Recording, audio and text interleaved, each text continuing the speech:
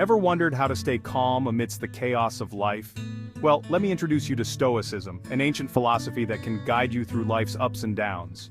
Stoicism was founded in the ancient Agora of Athens by Zeno of Citium, around 300 BC. It's built on four core virtues: wisdom, courage, temperance, and justice. The ultimate goal?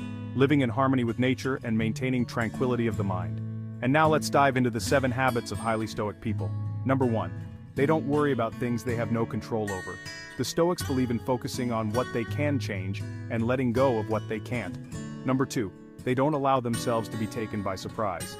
Stoics practice premeditatio malorum, or the premeditation of evils, to prepare their minds for potential challenges. Number 3. They remain calm in the face of chaos. Through regular self-reflection and mindfulness, Stoics maintain their composure regardless of external turmoil. Number 4. They are happy with what they have. Practicing gratitude helps Stoics find contentment in their current circumstances.